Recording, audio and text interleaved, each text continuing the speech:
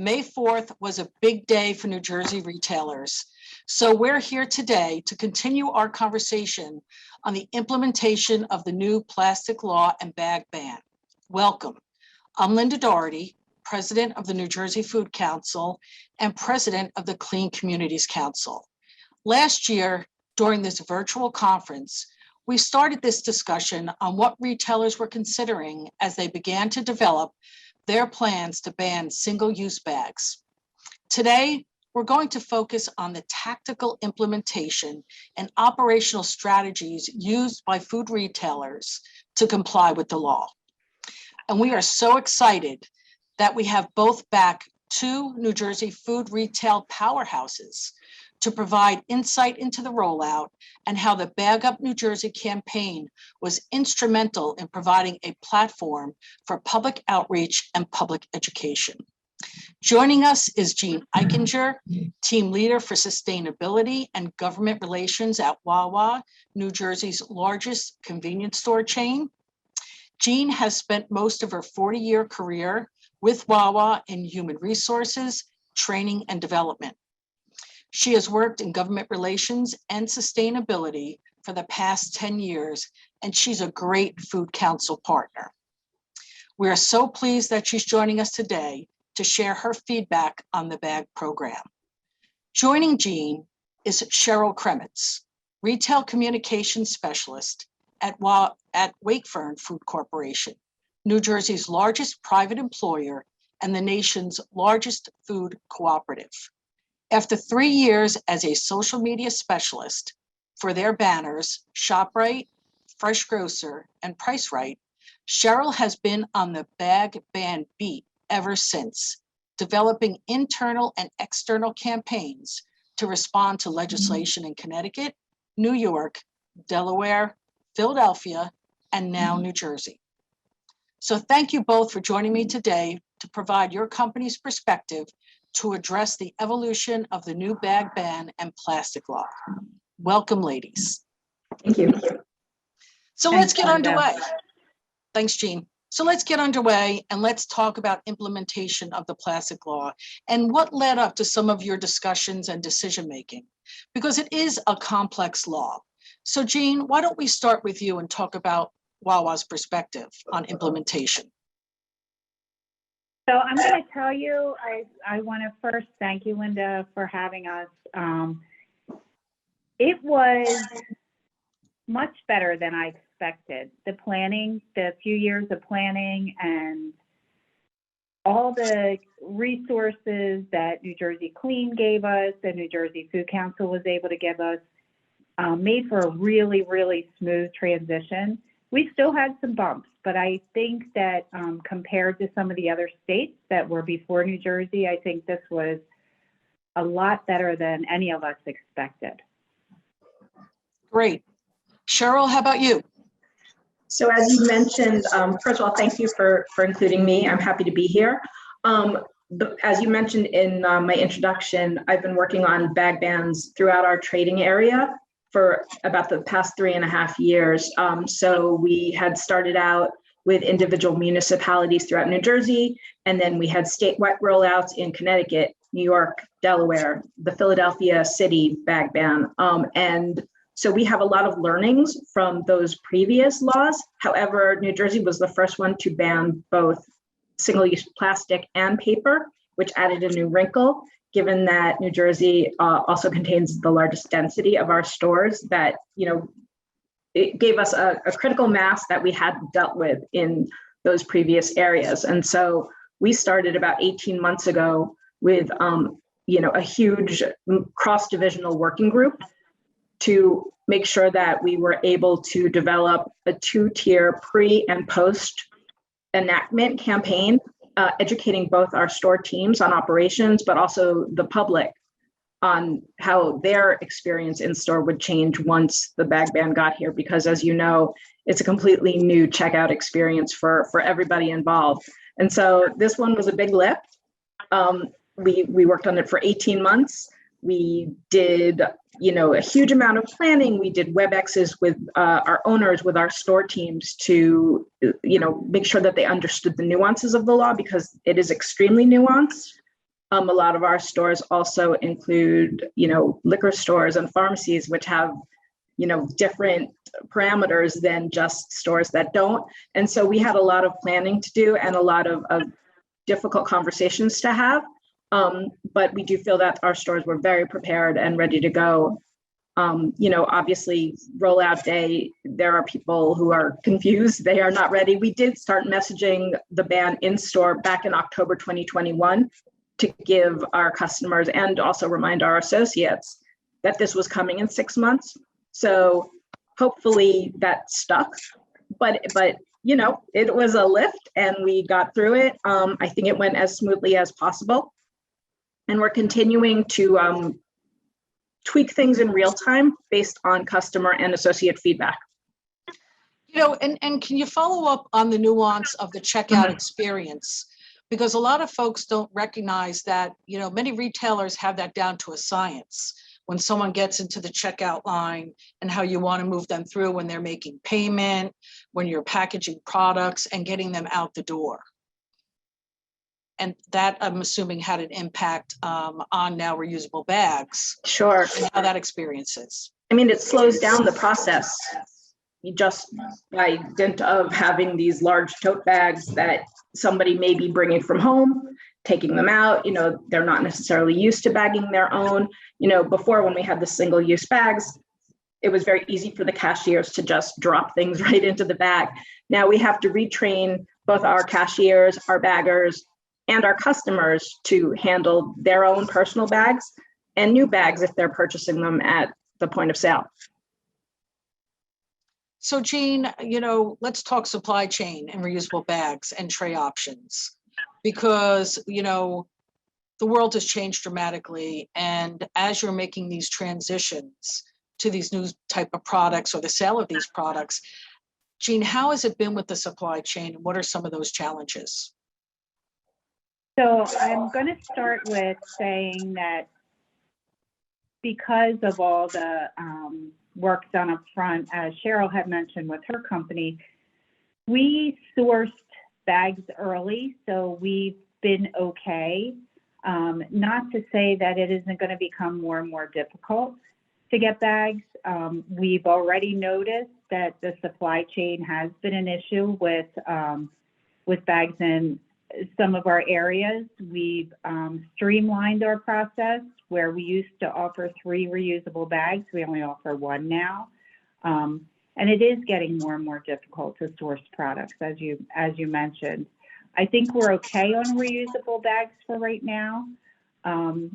We're going to have some operational issues when it comes to bags. So all of our bagging stations, as Cheryl mentioned, are set up for plastic bags, for t-shirt bags, and it does slow down our operation. So to have our customers retrained, our associates retrained on how to best use a reusable bag to keep the flow of customer traffic going is going to be a big challenge. But I think for supply chain right now, although, it was an obstacle, I think we have, sourced it. But I think in the future, as more and more companies source reusable bags, they're going to definitely be harder for us to get. Cheryl, did you want to add to that? It's just a matter of planning as far ahead as we possibly can, because we did know, we had so much lead time to this ban. We were prepared for the enactment, but there's that sort of period in not knowing exactly how many bags we were going to be selling. We knew that there was going to be, an upswing, especially for our polypropylene reusable totes, which are, the sturdier of the options that are now available and compliant to the law.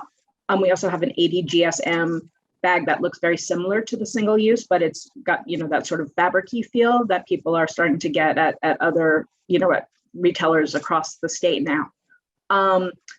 Our procurement teams are on it, and they are reaching out to vendors that we may not have worked with in the past, just to cast a wider net and make sure that we are able to cover any gaps that may arise. So far, we haven't seen it, but we're preparing, knowing exactly what the supply chain looks like, and we're not anticipating any struggles going forward, but we're just being cautious and making sure that we're able to handle it if something should happen that we don't have any control over.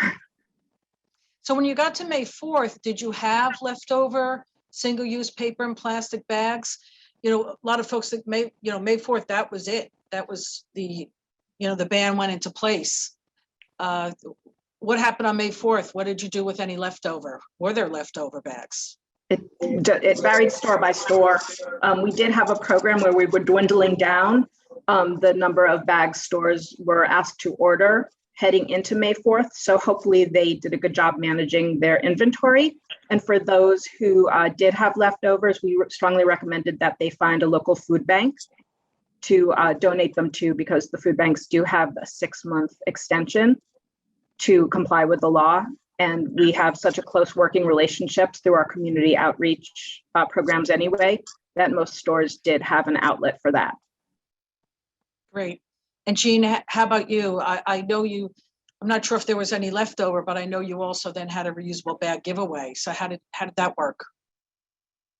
So we did have some leftover, and like Wakefern, our Wawa associates worked with what we call our food donation connection, and they donated any leftover that they had. But we also prepared ahead of time and tried to run out of plastic and to help our associates and customers prepare for the ban. We did give out 1,000 bags per store for customers, first come, first served, as well as made sure that all of our associates had a reusable bag, so they could start bringing reusable bags home instead of plastic. So just to start that education out with our associates first, so they knew how it was going to be for the customer. Right, and Cheryl, I think some of your owners, I think, may have had some special events or bag giveaways as well at some of your locations. Yes, we're a co-op, and so we have individual owners of our stores, and many of them did do community events where they would hand out bags, work with local sustainability organizations. We also had 2 major promotions prior to the bag ban. One that we do annually, and that's tied to Earth Day, which fell very nicely in with the run-up timeline this year.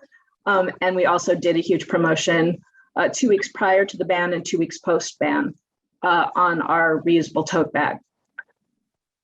Great. And reminded folks to stock up. And it doesn't take long for people to sort of get the message. Once you go and you forget once, you're unlikely to forget the next time. But we have signs all over our stores and in our windows. We have cart corral signage available and banners, and so to remind folks when they leave their cars, because I've done it and I'm sure everybody else has done it. You forget your bags in the trunk. You go and you're like, bags are in the trunk. So the more we remind folks not to do that, the less they'll have to purchase in store. Great. And how was the state messaging? Was it appropriate? The Clean Communities Council had put together the Bag Up New Jersey campaign and the material and the toolkit, and it seemed very consistent. And that was the thought, would be consistent throughout all retailers, that they could utilize the same messaging. Jean, was that helpful at Wawa? So we had developed some messaging early on as different counties and townships in New Jersey had implemented bag bans prior to the state. So we used messaging that mirrored New Jersey Clean, but we obviously kept our Wawa, logo and information on it. But certainly that information was great. And being able to drive through the state and see billboards and other communications, I think New Jersey did a great job with media, from newspaper to magazines to signage everywhere. So it was very helpful. I think it helped to prepare our customers and certainly helped to prepare our associates. Good. Cheryl? Yes, I agree with Jean. Had, just because of all of the work that had been developed for previous states' laws, we did have sort of we call it our plan for the ban campaign. And so what we did with that was we integrated the Bag Up NJ logo and website into those materials so that if people had questions about the ban, when they saw sort of that initial, oh, plan for the ban, well, what ban? What do I have to do? They were able to go to the site, understand that it was a state mandate, that it was not, something that ShopRite was levying on them out of the blue. And so that was very helpful to really, put a context around the law. You also did a lot of extra collateral, including in-store repeaters, which are the messages you hear as you walk through the store. And so that was nice to have, again, from an official statewide organization, so that our shoppers do understand, okay, because we heard, well, what does this do? Why are you doing this to us? And it helped to explain that we're not doing it to you from a store perspective. We're just complying with the state mandate. And so I thought it was very effective, very helpful. Great. The one question I get asked the most, and I'm sure you do as well, and the unintended consequences of the online sales, right? The e-commerce piece. Now, when this law was put into place, it was being debated. It was pre-COVID, and we did not see that explosion of online shopping or third-party shoppers. And so I know that's caused angst amongst customers as well as retailers trying to figure it out. So Cheryl, what's going on with Wakefern? And I know this is a work in progress, but it is. Yeah, can you share? Sure. Well, we tested several options prior to the law's enactment, just to kind of understand, okay, we can't use those single-use plastic. What options are available? So we tested, cardboard trays, we tested all sorts of bags, and we came up with the best solution to for both operations and for our customer, keeping the hot things hot and the cold things cold, was a gusseted 80 GSM bag, which is the same material as our front end option, but just a little configured a little bit differently to help delivery. And we are offering those currently to our online shoppers for a flat fee of $1.50, no matter how many bags are used. And for an average online order, you're looking at 8 to 10 bags. So you're only paying $1.50 and getting quite a few bags anyway. We are in real time working through some of the logistical issues that customers have brought up to ease the delivery and pickup solution, and we are going to get there. It's just a matter of asking our customers to be patient. We have never done this on such a large scale without the option to have a paper bag, and so that's what we've used in other states to get us over the hump. We don't have that luxury here, so we are finessing our options right now, and it'll evolve over time, sooner than later, most likely, because we are hearing our customers. Their feedback is super important to us. So I feel like, this is going to be the solution. However, we're going to finesse it so that it better works. It hasn't been bad, but when we hear feedback, we do take it seriously, and we want to make sure that we're covering our bases for as many of our customers as we can. Great. And Jean, what's happening at Wawa? So a little bit different than what you would experience in a grocery store, because we don't actually fit the model or the law for a grocery store. So currently they're still using their delivery bag at Wawa. It's been working okay. We haven't, we've had to change some processes throughout this because of the wide use of the catering bag and/or delivery bags, soup side bag, those kinds of bags. I think it's a little confusing for customers. Again, still working through this. I think it's a work in progress. Wawa is doing the best that they can at this time to make sure anything that they use it has the least amount of impact on the environment as possible. So, and I know both of you, I think, are also, you mentioned working with the food banks and maybe exchange programs or recycling programs, you know, because we'll probably start to see an influx of reusable bags, particularly if they're going home and folks are not coming back to the stores to use those bags.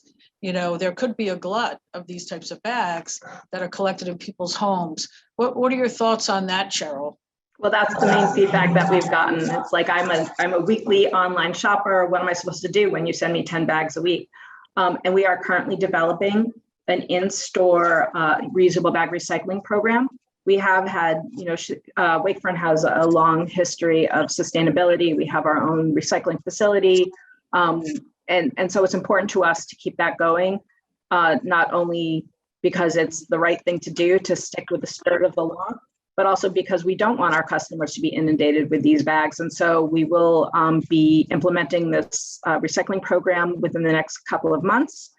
And we are also utilizing, I don't know if you have the link to put up on the screen, but the New Jersey Community Food Bank has a very helpful a link that opens up to a map, and you can click on your location and find a local food bank that is very happily accepting donations of reusable bags.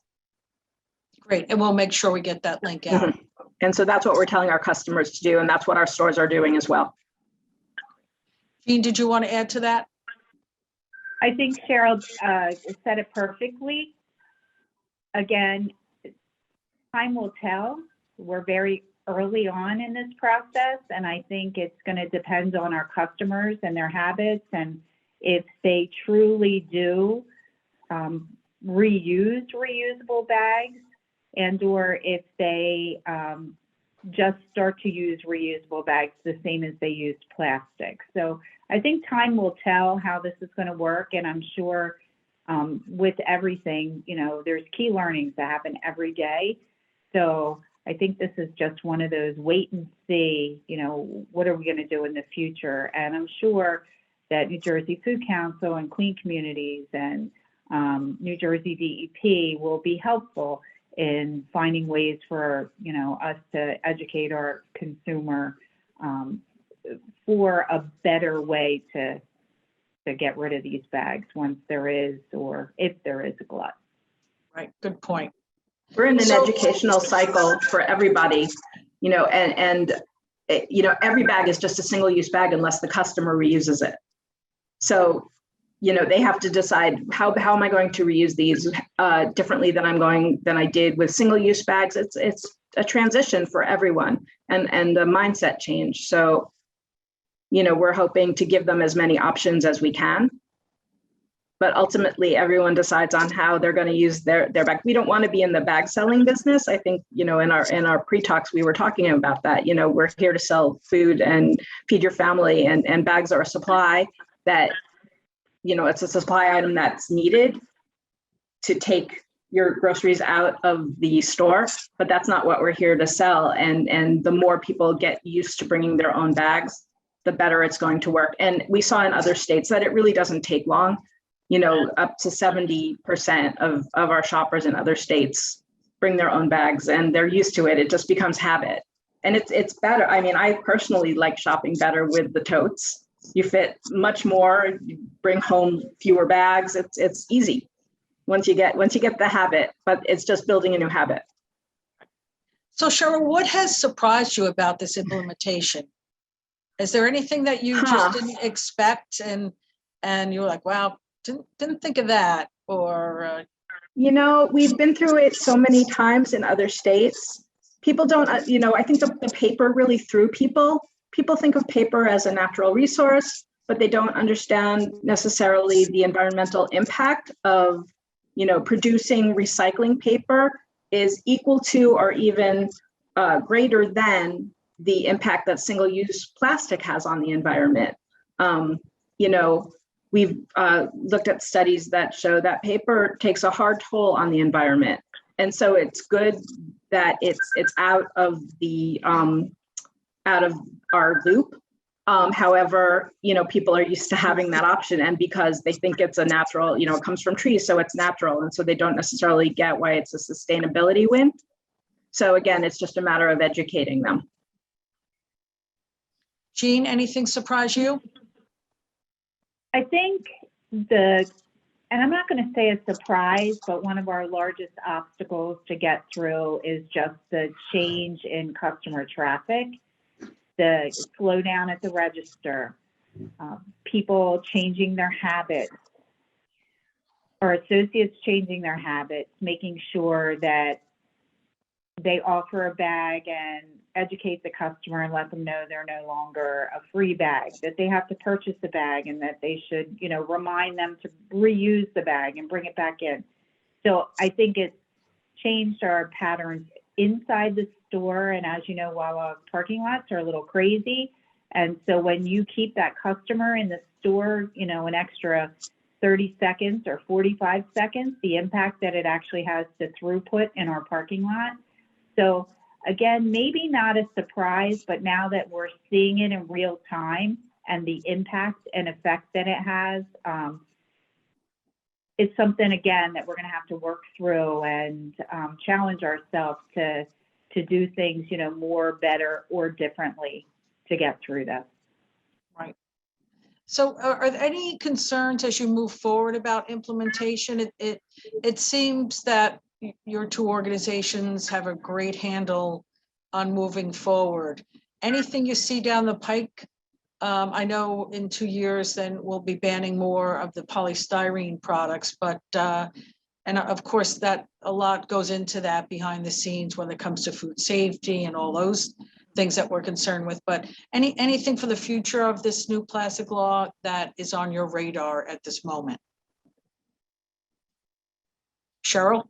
Sure. Yes, our next campaign will be focused on bag cleaning, reusable bag cleaning, so that customers get used to not only bringing their own bags, but cleaning them, so that, their bacteria doesn't build up. When you keep reusable bags in a car, sometimes the heat will, react with whatever debris may be in the bag. If you put chicken in or anything that can leak, to just sort of remember to clean out your bags on a frequent basis, so that A, they last longer, and B, they're easy to handle. And we're training our cashiers to help our customers bag their own personal bags. It's just sort of now it's a hygiene issue, especially still within a COVID environment. To make sure that everything that we all touch in the store is as clean as possible. Jean, anything that you see on the horizon? I think probably maybe a little bit of re-engineering the reusable bag so it's easier for both the customer and the associate. Continue looking for products that are going to be both environmentally friendly, but won't have as big of a financial impact to the customer, but still enough to make a difference where customers are going to be willing to change habits instead of, like I said earlier, start to use them as if they were just a disposable bag versus, reusing them. And then, as Cheryl said, maybe think about what's the next education piece. Is it, how to reuse or repurpose the reusable bags once they get, soiled or can't be reused anymore? What's the next best thing? Yeah, and I think that's a great point to end on here, is that as we look to the future and repurposing, reusing, and the hygiene and the food safety part of the bags is something where the Clean Communities Council and the Food Council could probably get behind and engage in the next generation of a campaign. So with that, we'll end on that. Did anyone have any closing remarks or one last thing you want to add that you wanted to make a point? So, something that just came up when we were talking about sort of the cleanliness of the bags is that people are asking, and this was a surprise, that some people are asking about, well, why can't you give me used product boxes? You know, you go into a big box store and they'll have that sort of bin of used product boxes. And we did run that by our quality assurance team. And they recommended we not give that as an option to folks, because we don't know what was in those boxes prior, and we don't want to cross-contaminate anything. If there were chemicals, if there, you know, dirt from produce, you just don't know what was in there. And so we have had some folks say, well, why can't you just give us the boxes like some of the big box stores? And that's the reason why. And I was a little surprised to hear so many questions about that. Good point. Jean, anything else you wanted to add before we wrap?